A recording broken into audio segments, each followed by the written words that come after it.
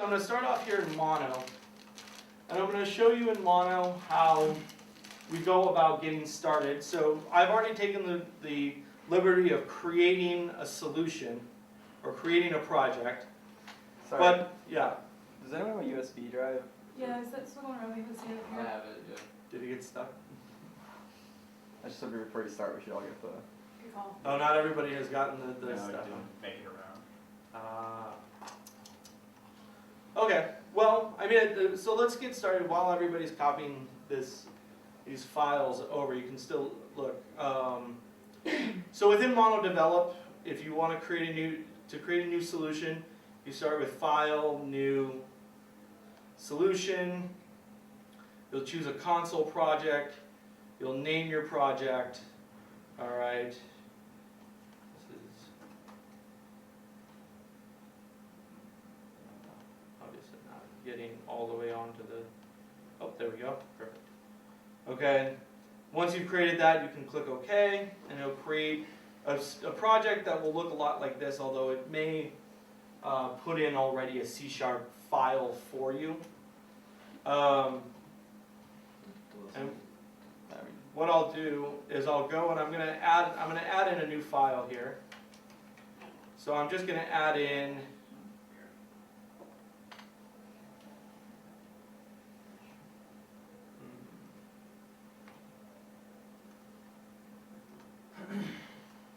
actually, you know what, I think I still have it here.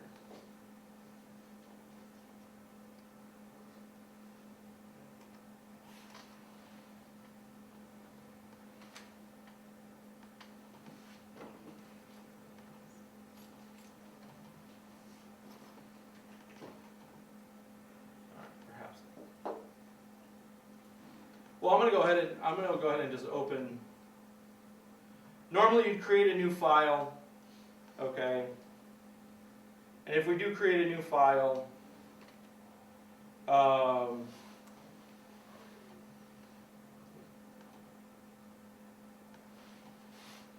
oftentimes, especially with Mono, you're just going to get an empty file.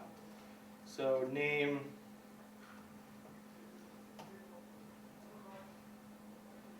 or it's giving me a little bit here. So this is the main thing you need to have here, this using system. And the other thing you need to make sure is that under references, you have the system reference listed.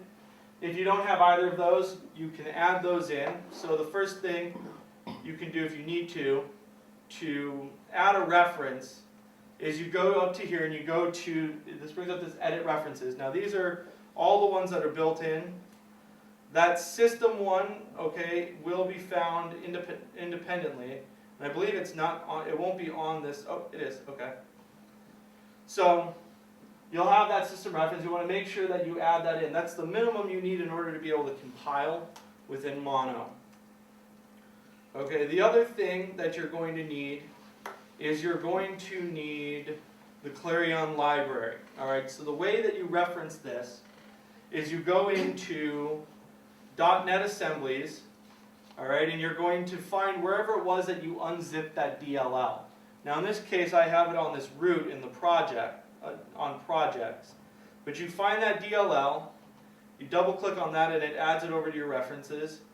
You click OK, and you'll see that the Clarion Library will show up there. All right, the next thing you'll do is you're going to go and add a using tag. All right, and you'll see that all of a sudden, all of these names, the Clarion namespace will show up. All right.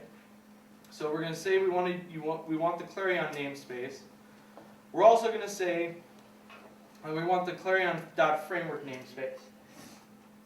For almost every project, you need at least those two. Sometimes you don't need anything more than just those two. All right. So once we have those two, all right, you'll see we'll be able to access things within those namespaces. So now that I'm there in this public demo constructor,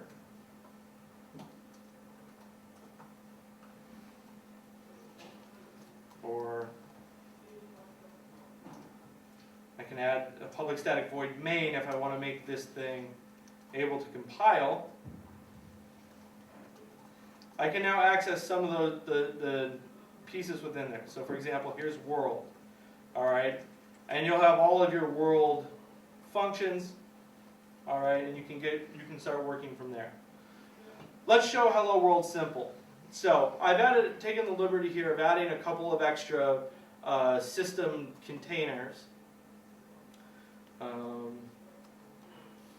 But the idea behind the Hello World simple, and the reason why I'm going to walk through this line by line, is that Hello World simple is like any first project, right? I mean, any first project that you're going to work with will inevitably have a Hello World task. Now, the Hello World task is very easy. It's not doing anything particularly cognitive, or even to that extent, anything probably all that interesting. All right. Simply, this is what the Hello World is that if I say hello to the project or to the agent's job is to learn that when I say hello to it, it says hello back to me. When I say goodbye to it, it says goodbye back to me. Simple learning task, simple setup. One of the things we do within here, if anybody's ever remembers the first project that they ever wrote, right? When you write your hello world, usually you would write it all just within the main method, right, of your task. So we have here, this particular example has been written entirely within the main method. We don't advise you do that. It's not a very clean way of coding things to put everything within a single main method. But this at least demonstrates that it can be done. So within our main method, we've got a couple of, we've got a thing that says we're initializing the task, and we've got a couple of counters and whatnot. The first time you actually see stuff related to the code is here. Now, I'm going to jump at this point over to Visual Studio. All right, I have the same thing up here in Visual Studio. I'm just going to do it this so we can use the Visual Studio coloring scheme. But you can follow along pretty much the same way within MonoDevelop.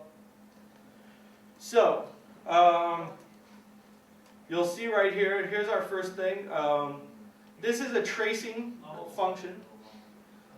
There's a thing called logging level. By default, it's actually turned off. Okay, but if you want to see what's going on in the underworkings of the Clarion Library, there's a thing here, there is a logging capability, and you turn on your logging simply by changing what your trace level is. And you've got several different options: the off, then error, then warning, then info, then verbose. Keep in mind that the more tracing you put in, the slower your agent's going to run. Your agent will run at its fastest pace if you have tracing turned off. But if something's not working the way it's supposed to, turning on the tracing will at least expose to you what the thing is doing, what your agents are doing under the hood. So I'm going to leave this off. The rest of this information, or the rest of these pieces right here, are simply just a way for me to hijack the stream writer so that we can just do console.write lines, and it'll go to a file instead of going to the console. So here's our first part. This is where we initialize the world. So we start off. This is how you initialize any of your descriptive objects within the Clarion library. So if I want to create two-dimension value pairs, for hello and bye, you see I say world dot and then new dimension value pair. That's instead of using the object-oriented way of doing a new space and then the name of the class you want to do. The reason why we do this is because by the time this function returns an object to you, that object will already exist within the world. It will have been added into the world, and it will be there for you to use. It will be contained within the world. You can use methods to get it back out from the world. Okay, but once you've called this command, you'll get back an object which exists within the world. There's no reason to go and add it in. Alright, so here I've created a new dimension value pair. The first part of the dimension value pair is your dimension ID. You can use any type of object you want for dimensions, and you can use any type of eye-comparable object for your values. An eye-comparable object just means that it's comparable, that it can be compared to other objects for greater than, less than, or equal to type comparisons. So in this case I'm using strings, but keep in mind you can use integers, you could use double, floating point values, you could use booleans. We'll see in the XOR example that you can do it using booleans. It's up to you. And a dimension can actually literally be anything. It's simply just it's just an object. But we say hi, or we call this function. What we get back out of it is a dimension value pair for hi and bye. We do the same kind of thing for actions. So the actions that I can take within my world is that my agent can either say hello or it can say goodbye. So I create new actions as well. Things within both the world and the agent initializer have been named in such a way so that if you want something of a certain type, it's going to be exactly what it is. It'll be the naming convention will match the Clarion theory. So if I want an external action, I ask for an external action. If I wanted, say, a goal action, there's a method in world for getting a new goal action, and it'll bring out a new goal action for you, working memory action, etc., etc. So that's it. This is a very simple task, right? So there's not a lot of features to the world. We just have these two dimension value pairs that act as the input into a Clarion agent, and then we have the two actions that the agent can perform, which is saying hello and saying goodbye. And so that's it for the initialization of the world. That's the first step. Okay, our second step then is to or actually, I guess that's the first two steps. All right, now that once we've set up those first two steps, the next step is to initialize the agent. In most of our examples here, I call my agent John, as in John Doe. So we create our agent, and our agent's name is John. This is an option. You don't have to name your agent if you don't want to. That's the same thing up here in these external action chunk commands. It's an option. The system doesn't particularly care what you name your action chunks and whatnot. It's useful if you want to be able to retrieve those objects back out from the world to be able to have that information. So the naming convention is mostly just for your benefit. So this line right here will initialize the agent at the point at which this call returns. All right, what you'll have here, John will then be assigned to an actual agent. Now it'll be an agent. The agent will be up and running and ready to go.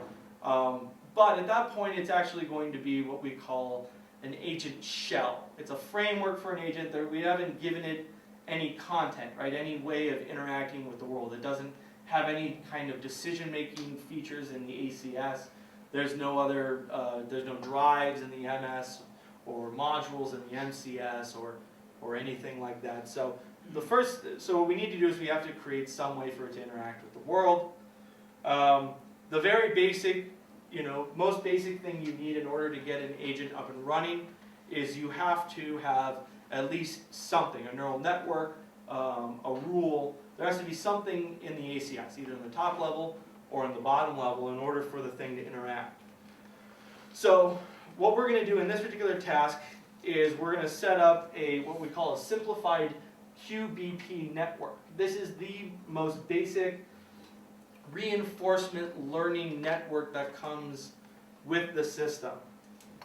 Now, we want to set up this network in the bottom level of the ACS. Now, the naming conventions are fairly straightforward.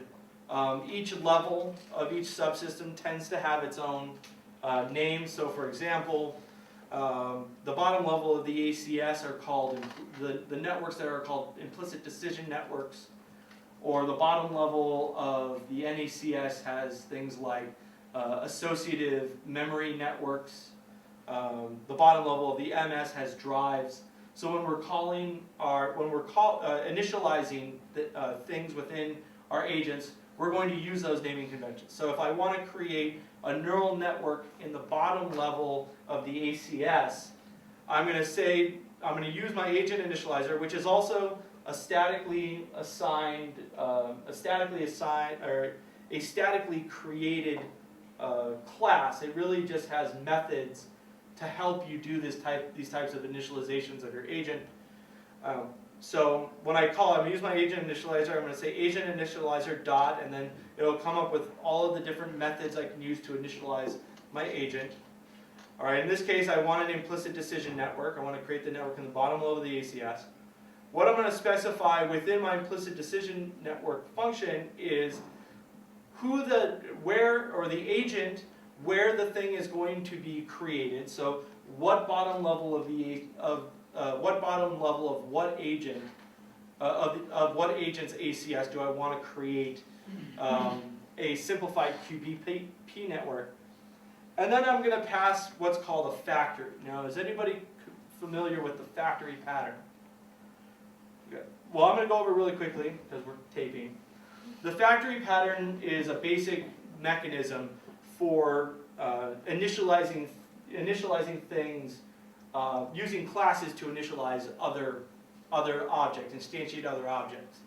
The basic factory pattern uses a widget factory, and the idea is that you have a widget factory which creates widgets.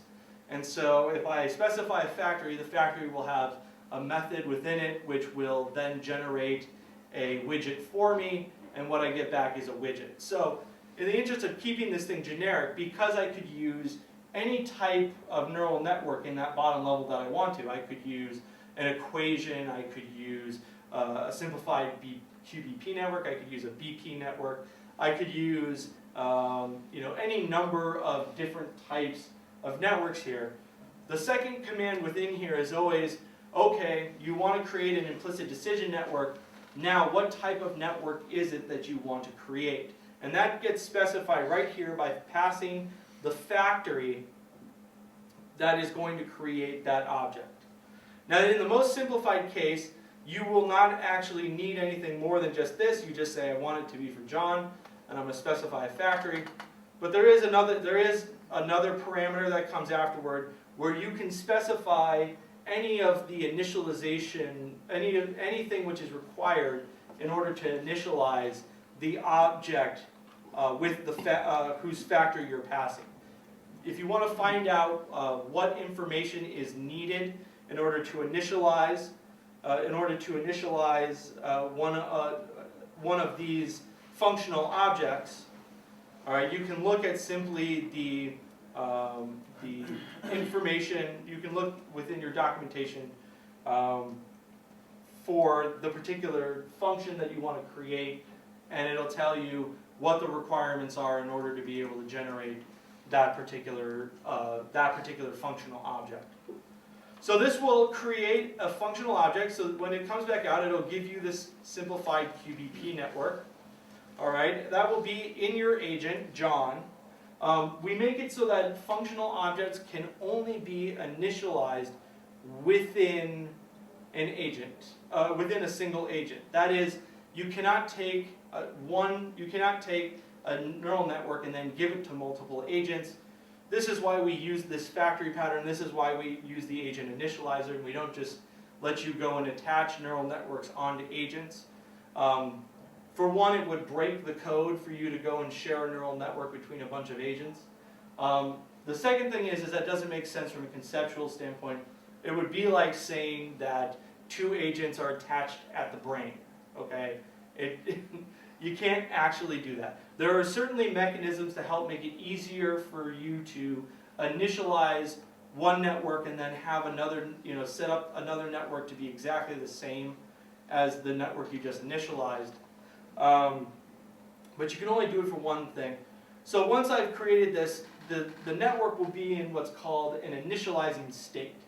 Okay, it's been initialized within the agent. It's ready to but it's in an initializing state. All right, that is that until you finish initializing it and you do this command here, which says commit, the system will not actually use that functional object. Now the reason why we do that is because at the point at which you commit your object, it becomes usable by the agent, but it also becomes read-only, which means that it locks whatever the necessary aspects that a particular functional object needs to lock. And once it's committed, it becomes immutable, which means that you can't change the inputs, you can't change the outputs. The reason why we do this is because in many cases, changing the inputs and outputs themselves could break the functionality of these functional objects. So once you commit an object, it becomes immutable, it can't be edited anymore, but the agent will immediately be able to start using it once it's committed. So to initialize this neural network, basically what I need is I need to set up my inputs. So what are going to be the inputs to this network, and what are going to be the outputs? Well, we've already looked at we initialized these earlier. The inputs are the things I'm going to say to the agent, so either hello or goodbye. And the outputs are going to be the actions that the agent is going to say back to me. So say hello and say goodbye. All right, and we can do that very simply just by typing in net dot, and then you'll have an input, output. There'll be some other options as well, and you can either add, dot add, or the other option as well is you can also do it using this kind of symbol. So net dot input plus equals hi will also work, or should also work.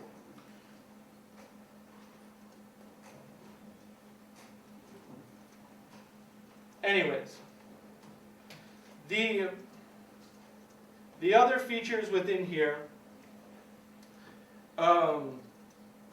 once you've committed it, is you can also tweak any type of information which may relate to the functioning of any different aspect of these functional objects. So within all of these objects is a class or an accessor called parameters.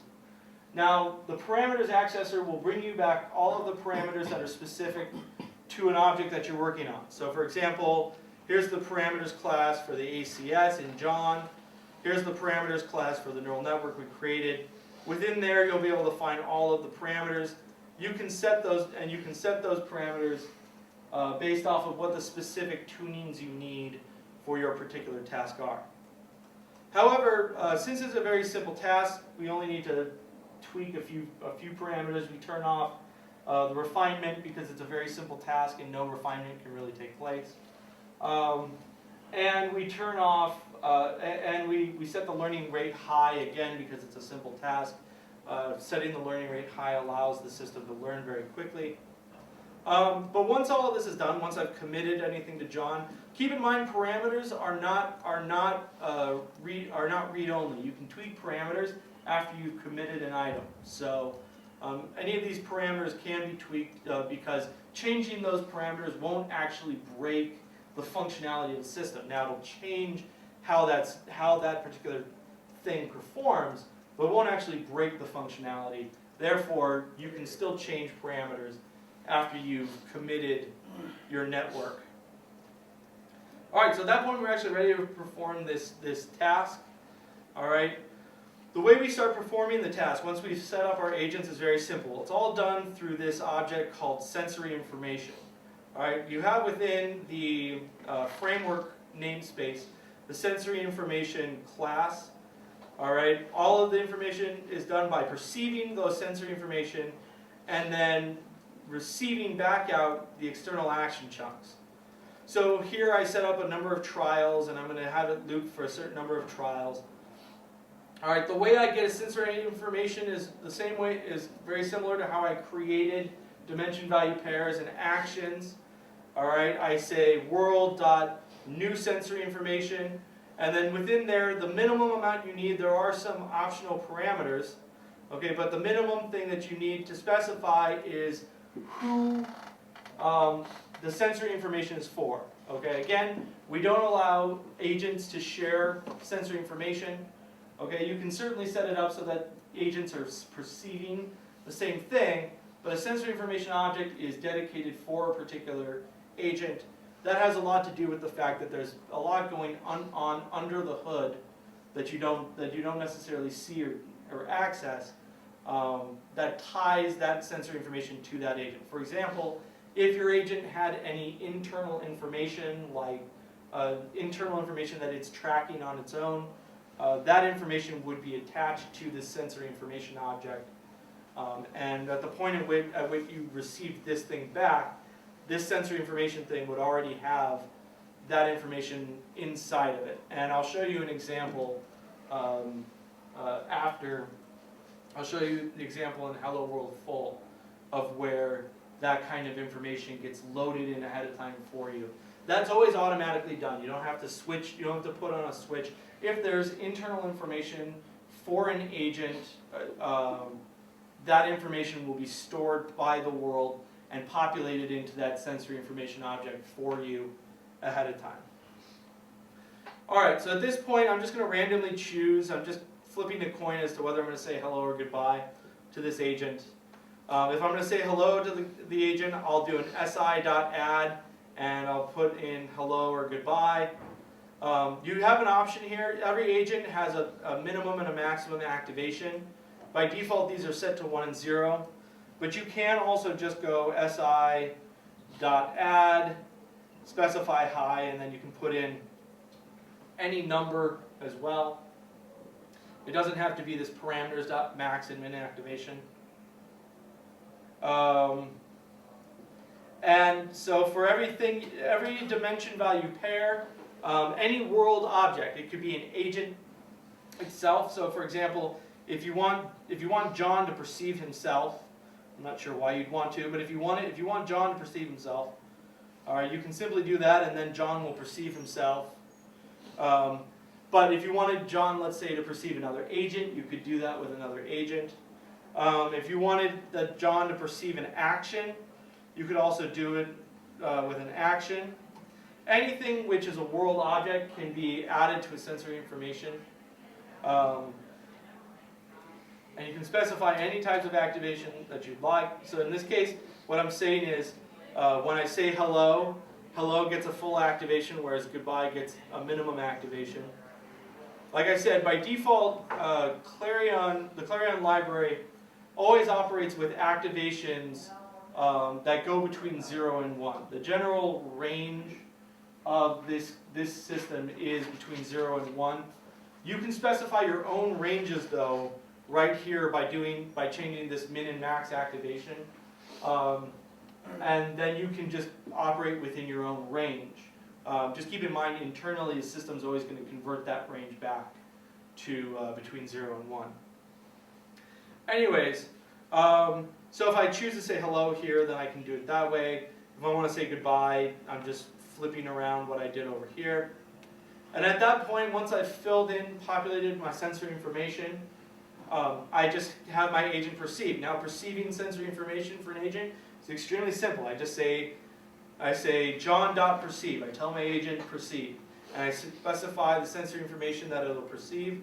And that's going to trigger the entire decision making, all of the gears and everything under the hood for an agent will start running at that point. As soon as I say to perceive, the crank will turn, your agent will start doing its operations, and it'll come up with, on its own, in an asynchronous fashion. The system is multi-threaded and it's asynchronous. We'll come up with an action. There is a way for you to interact with your agent asynchronously. But for sake of simplicity, what you can do is once your agent has finished turning the wheels and has chosen an action, that will actually get delivered to a place within your agent where you can then tell the agent to get the chosen external action, and you tell it what the corresponding sensory information say. For this particular sensory information, what was my action? And this will return back out what the chosen action was. Alright, when this gets called, it'll come back with your chosen action. And then what you can do is you can determine what that means. Yes? Is that a blocking call, or will it return an error if it's not done? No, it's a blocking call. Okay. Yeah, it's a And in fact, a way to know that you may have an issue, right, or you may have a bug in your code, is if it never returns. It does it. I mean, you'll see in this example, it does it actually very quickly. All right, but yes, it is a blocking call. So the other thing to mention about about the descriptive objects is that the descriptive objects have all been set up to be able to do value type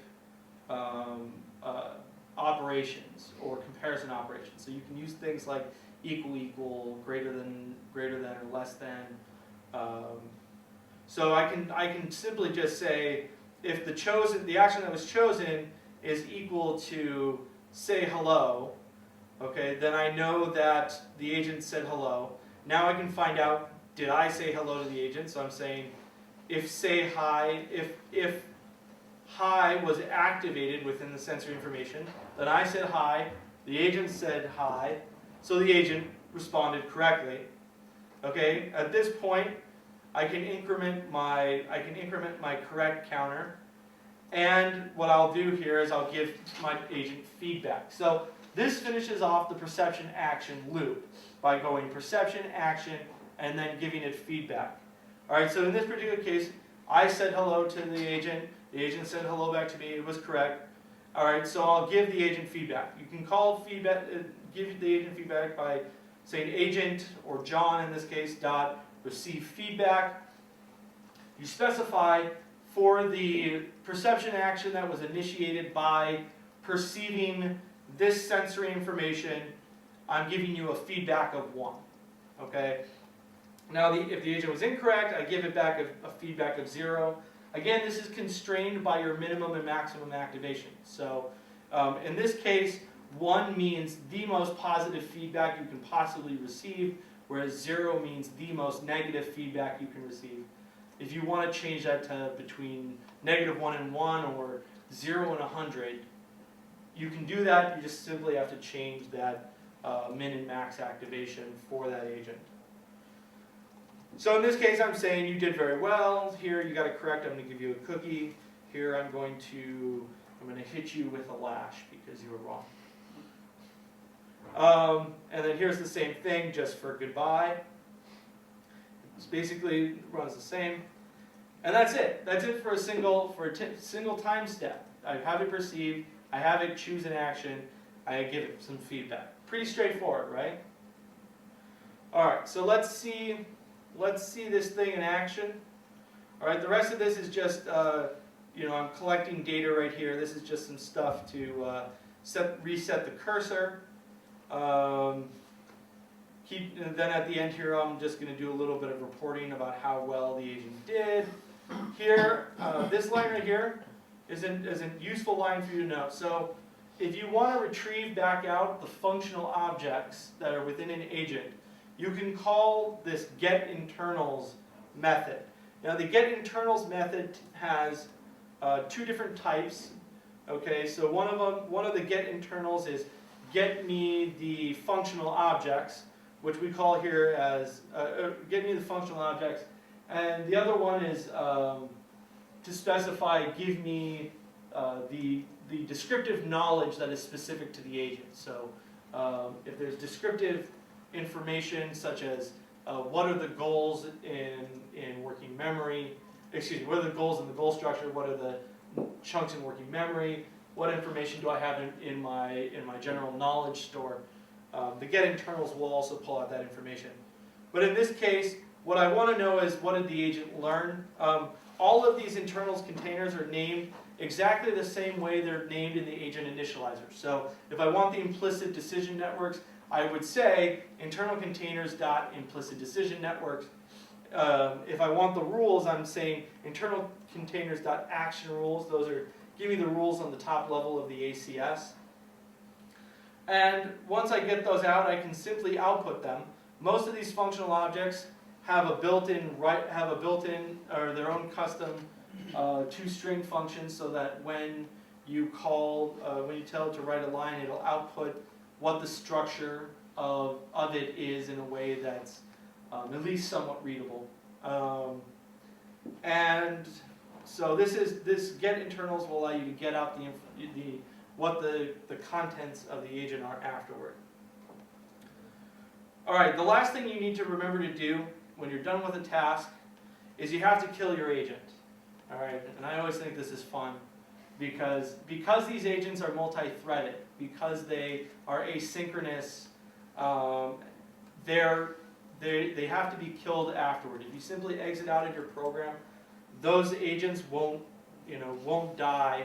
Their threads will continue on, and you'll end up with a screen that just doesn't close if you're running it within a programming environment like this. So by telling it to die, it kills your agent, kills all of those underlying functional threads that are operating under the hood, and your agent will die. And at that point, you can simply exit out of the task. So let's go ahead and see this thing in action. So it runs fairly quickly. No.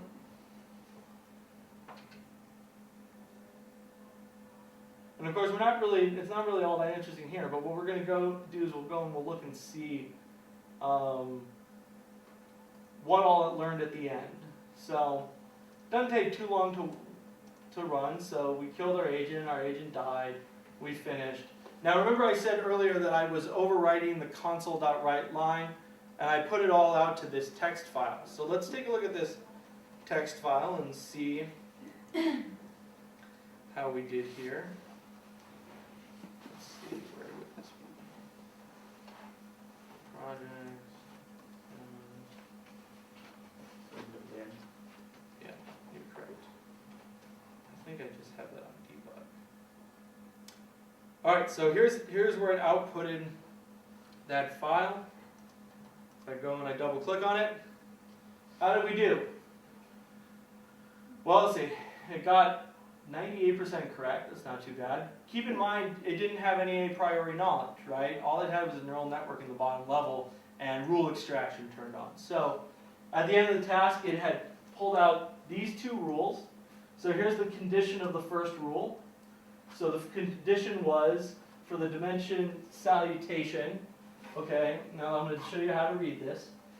That within this, for this dimension salutation, when the value hello is set to false and the value goodbye is set to true, then the action I should perform is goodbye. All right, same thing over here. When my salutation hello DV is set to true and goodbye is set to false, all right, then I should say hello. All right, true and false here simply just means contains an activation. So what I'm saying is when in the first one is when goodbye is activated and hello is not activated, then I should say goodbye. And when hello, in the second one is when hello is activated and goodbye is not activated, then I should say hello. So these are the two rules that it learned all by itself. And it did pretty well. Got 98%. Yeah. Did it come up with those rules in the middle or at the end? Actually, it probably came up with those rules right at the beginning. Okay.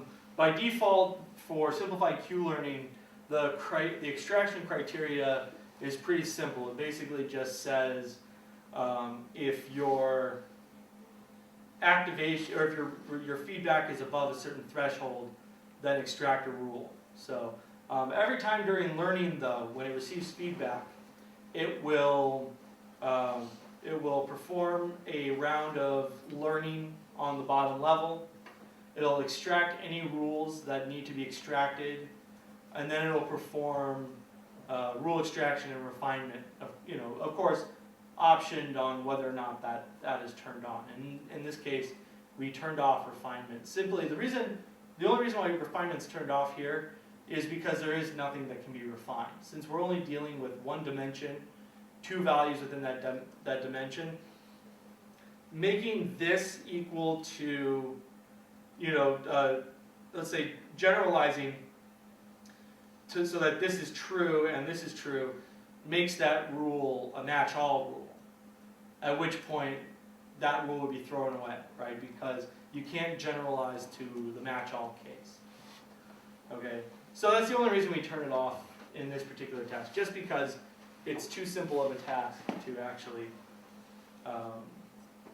So is there a way to see more of the internals in this? Absolutely, absolutely. So keep in mind, there's not a built-in visual, thing to actually see. That's definitely something we'd like to add at some point, but it's a matter of having limited resources in which to build these kinds of things. When you say a built-in visual, I guess I'm not a very visual person, so it's hard for me to picture like a nice graph or something that would help me. To me, like text is the good visual for this anyway. Yeah, absolutely. So you can get So that so we can out make of it. internals, right? Yes, and that's simply by changing these logging levels. Okay, so I'm going to put this on. Error only happens if something goes wrong. So error is not really going to give us any new information from off. But let me start at the warning level, and I want to show you. It will automatically start doing tracing. Within Visual Studio, one of the nice things is that within Visual Studio, the tracing will go out to the console within the Visual Studio window. It doesn't do that within Mono, and I'm going to show you some of the features to keep in mind when you're working with Mono. Next, I figured I'd show the first one in Visual Studio. But if we change this to warning, you'll see it's going to slow down. Okay, our progress is not going to go up as much.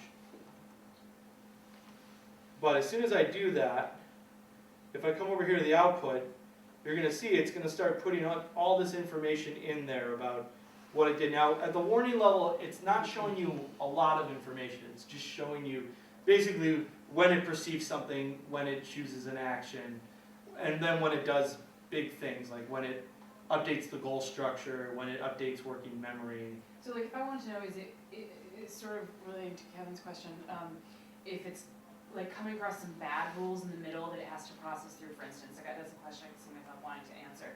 Sure. Will this tell me that? Sure, So that's and I believe at that level, I think if you go to the info level, it'll output when it's created a rule, or when it's added a rule to the top level. It'll output when it deletes a rule. And it'll tell you how it decided to do that. So it either, oh look, it generalized this rule, or oh, it deleted this other rule via, let's say, deletion by density, or whether it specialized the rule, but specialized it to the point where it deleted it. Mhm. Like it found it could no longer specialize it anymore and deleted it. So we'll give you that kind of information on one of the higher settings. So, but you can see that all this information also gets output to this. By default, the output file, log file, for the tracing is called Clarion Library. You can always go into the world and change it. I think it's called, I think it's the logging file name property. You just world.logging file name equals and give it a new name. So in this case, I think by default we call it Clarion Library, but all that information that you saw in that thing also goes and populates this text file.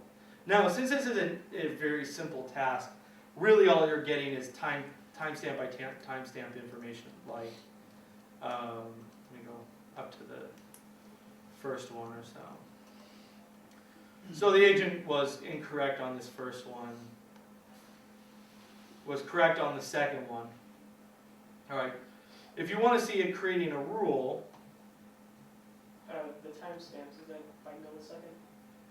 the timestamps are, so the timestamping information that you'll see come in there, the system has its own internalized timestamp. I guess it is by milliseconds, but it's not by milliseconds of real time.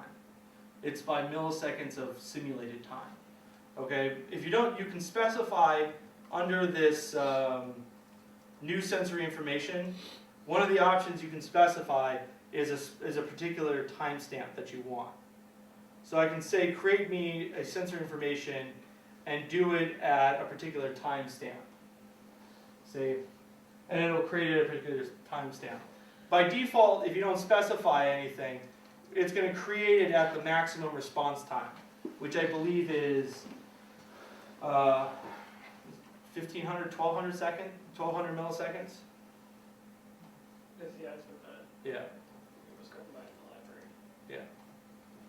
So let me bump this up here to the info level, and we'll see if we can see some rules getting created. I'm not going to leave it on for very long. And like I said, the more tracing you have, the slower this thing's going to run. All right. See, it's taking much more time to go through. More information you get, slower it's going to move.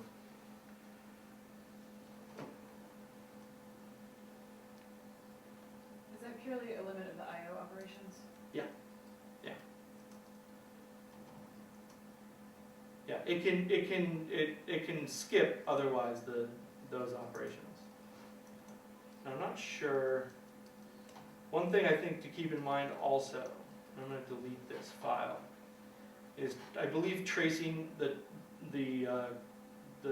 Visual Studio tracing is appends. All right, so you may want to. Did that delete? It appends that information on at the end, so you may want to delete those files. And the other thing to keep in mind, those files get awfully big. Okay, because there's lots of trace information that comes out.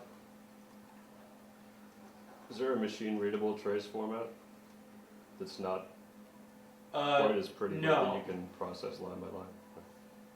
You mean like just doing XML tracing type, like that? Well, just something you wouldn't have to process by hand. So a lot of these messages are multi-line.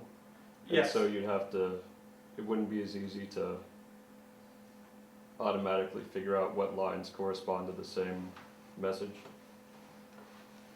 And then like extracting the timestamps for things. Well, the same message is going to, I mean, the same message, it'll print out a single set of text with carriage returns. So there won't be that kind of interspersing. If you're dealing with multiple agents or you're dealing with multiple subsystems, yes, it's very true, especially because it's an asynchronous system, that sometimes you'll see things interspersed with each other.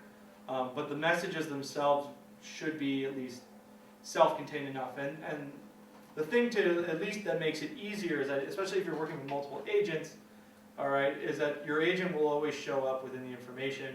So it says, Agent John perceived this information, and then you get stuff like, here the choose action thread is beginning the process of choosing the action, that it opted to select from the external actions, that it decided that that it used the simplified QBP network, that it chose this particular action, that then it was incorrect, that it received feedback, that's starting the learning process, okay? And then you can get stuff, I'm going to try to find one where he was correct. Incorrect. So here he was correct, okay? So, and this was John at 5850.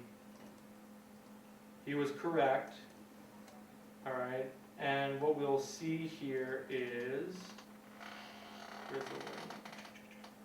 see, we have a new, the following component extracted a rule, that the simplified QBP net extracted a rule, and that if that rule is ultimately added to the rule store, it'll be reported subsequently.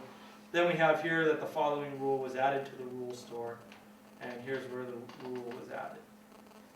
And also, I believe, when the rule was added to the rule store. So, yeah, that's the tracing. Tracing definitely can come in handy when you're trying to figure out what's going on with the system, why it's doing what it's doing. as much as possible, so if you actually make a mistake that'll break the code or break the system, I've tried at least to the extent that I was able to predict those errors. I mean, errors that people could make, but that aren't necessarily bugs within the code. And I try to create exceptions that get thrown that are specific enough to tell you what it is you did wrong, or most likely what it is you did wrong. But if you do make an error that's going to break something, it's going to try to tell you where you made your mistake. Okay, so that's kind of the simplest way of setting all of this up. I'm going to show you another example here, which is also simple, but we'll do it over here within. We'll do it over here within Mono. Now, where is the Solution Explorer?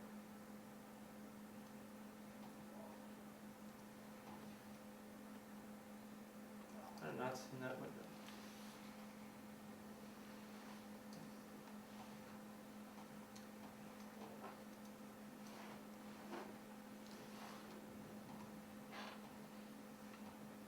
I seem to have lost my. Is the project not open? Is that why?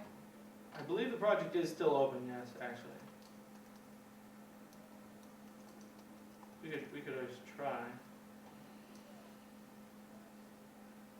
No, it's open. It just I closed out that view. Go click on default under view up at the top. I think it's right here on this pads. Yeah, there it is. Okay, so, and hopefully, let's see, where is add files? All right. So I'm going to come over here.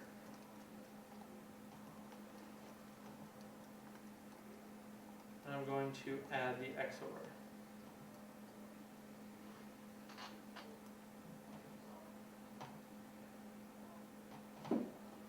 Okay. So here's XOR.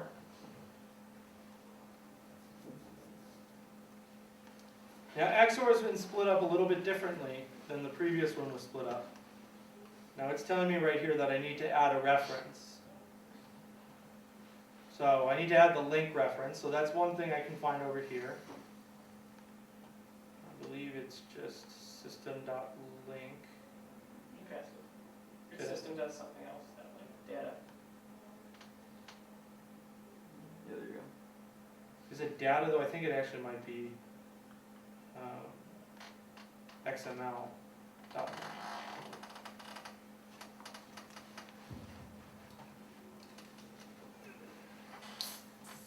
Nope, you're right.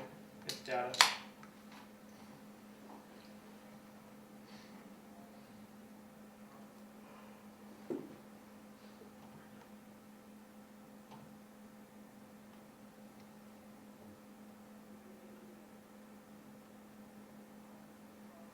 It's not resolving. Let me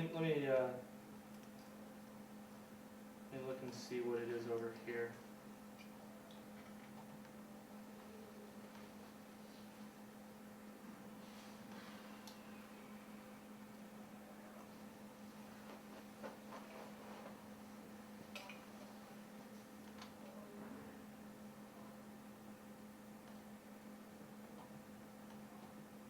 You know, one thing to point out, I don't know if that's actually needed. I've been running the Hello World symbol in Mono, and it didn't need that reference. You just took out the link reference. I didn't even take it out. I didn't do anything to it. I just ran it, and it ran just fine. It didn't give you any compile time error? Nope. Oh, okay. Well, it's not needed, at least within this environment, and it's already compiled in the DLL. So really all you need in most of these is just system, Clarion and Clarion framework. The I/O you need to do the I/O stuff. But I don't even know how much of these other ones you need to have in there. some of them are just default ones that are created by Visual Studio. Visual Studio will give you a bigger set of libraries to start off with. Okay, so in this particular one, we've actually broken up the two different segments into initialize and run. So we have our agent right here, John, some counter information. In this particular thing, we're going to actually repeat blocks of 2000, and what we'll see is we'll see the point at which the system is able to kind of narrow in on what the solution is for XOR. It varies. I'm going to tell you once we're running it, you're going to see that it definitely varies based off of initialization that's kind of out of our control. So one thing that happens here is that the weights for your neural networks get randomly initialized. And based on how those weights are randomly initialized, sometimes it'll get to the solution, it'll descend to the correct solution quickly. Sometimes it takes a little bit longer. You're going to see it's very simple. It's very similar to what we did before. I have the login turned off here again.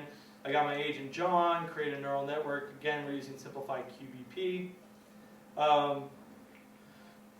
Within a couple things I'm doing a little differently here.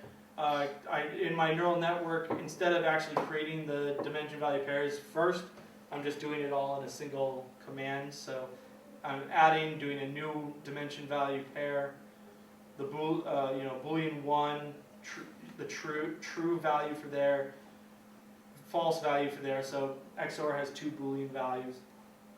See here our value in this example are Booleans instead of strings. Remember in the previous example it was strings. And then I also, same here, I can name the namings for my actions. I can also name just true and false. Tweak a couple of parameters. All right, and commit the agent. I can set the selection temperature for John in his ACS. Then we get into run. All right, I'm going to do a number of repeats, a number of trials, create a sensory information. I'm randomly choosing one of the 4 possible configurations. So this is true, true. All right, now here's another example for you guys. Here I'm calling world and I'm asking it to get the dimension value pair out, and so that's actually going to return back out to me from the world the dimension value pair related to my Boolean 1 or my Boolean 2.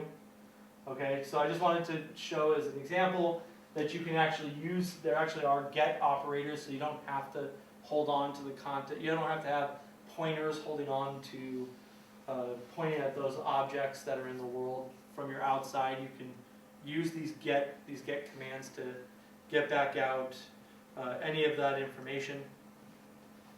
Have your agent perceive, get the action that it chose. So one of the things I can also do is I can also extract out the labels. So in the last example you saw me say if chosen equals say hi or say bye. Well, in this case I can also say for this action chosen, give me out the label. Now the label is always going to come out in a generic sense, which means it's going to come out as the I comparable interface. Okay. If I want to then check it, I can do an explicit cast, explicitly cast it back to its appropriate form. But this will allow me to then simply just use the true and false label that I created for my actions, which I did up here, just via their own type.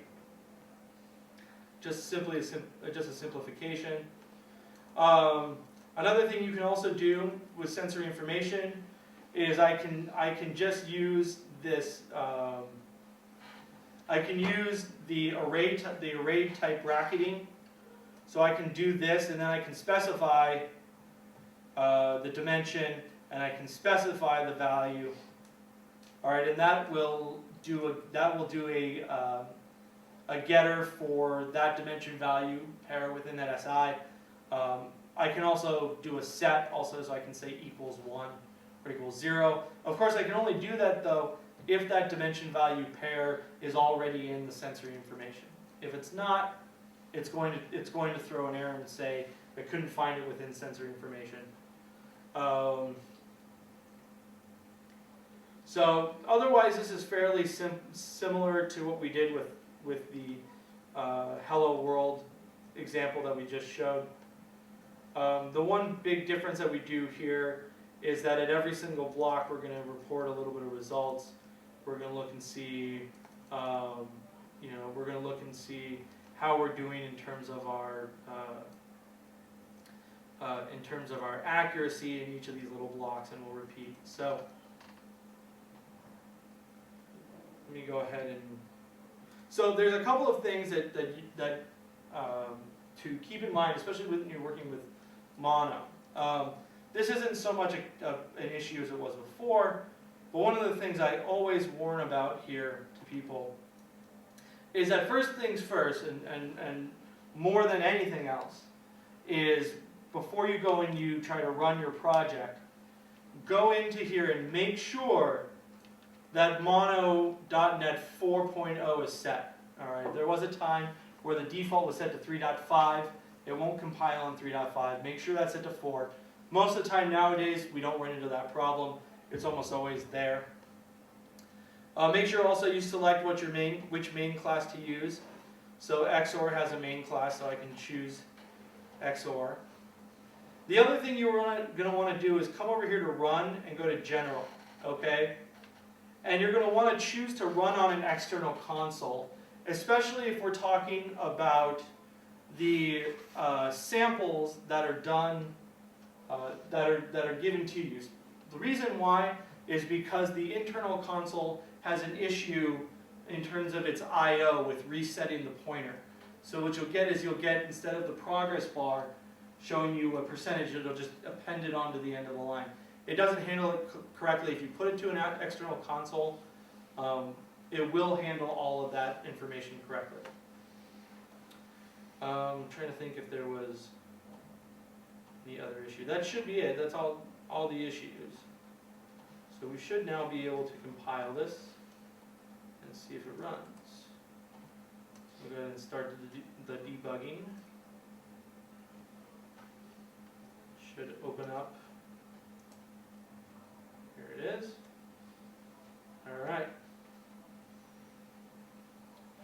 So what you'll see the accuracy will go up by each one of these blocks, and we got a good one here. So it hits pretty quickly, especially if it's set up correctly. You'll get not set up correctly. If the weight's initialized correctly, you'll see it hit that high level accuracy. Within I guess it's 2,000 trials for each block, so within about 5,000 blocks, give or take, or 5,000 trials, give or take, it's performing it perfectly. 99% accuracy. It's always gonna. It's never gonna quite be 100% accuracy.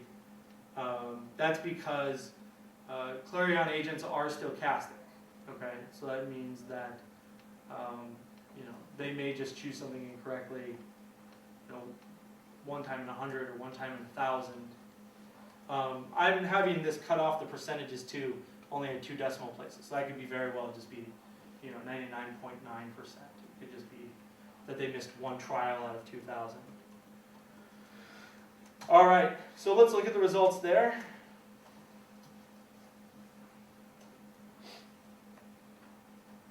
Let's see.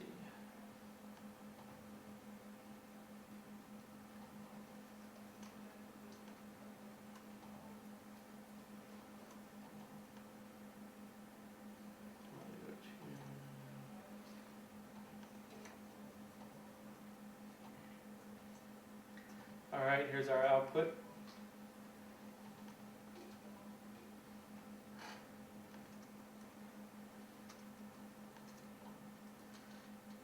So we can look and see at the end of each block what they've learned. Again, in this case, we're not doing, do we have, I can't remember if we put turned extraction. I think we turned off rule refinement, yes, on this one as well. Again, it's a very simple task. So let's see here. We've got in the first block. So if we're reading this again, we've got if Boolean 1 is set to true is activated, and Boolean 2 true is activated, then I should say false. For my second one, if false is activated for Boolean 1 and false is activated for Boolean 2, then I should say false. The action 3 that it learned is that if false is activated and true is activated for Boolean 2, then I should say true. And in the last rule here, if true is activated for Boolean 1 and false is activated for Boolean 2, then I should say true. That's XOR. So we can see that the agent is able to learn XOR. The difference in terms of the learning rates and everything, of how quickly it's getting to these points, has almost everything to do simply with just how quickly the neural network is taking to train. Yeah? Is it possible for it to learn same versus different rather than 4 different rules?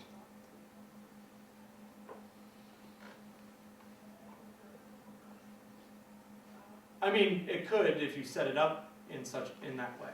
It's always going to learn rules based off of the structure. It's always going to follow the structure of its input. Okay, so you could set up a dimension value pair, which instead of saying having the actual dimension, the actual booleans, you could always say, have a dimension saying Boolean 1 or 2 are the same, or Boolean 1 and 2 are different. It's all, but it's not going to learn that something along the lines of if these two dimensions have values that are the same and those values are activated, then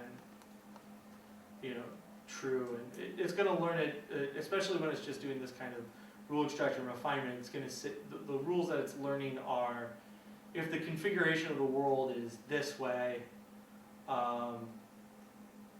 then I should perform this particular action. If the configuration of the world is this other way, then I should perform this other type of action.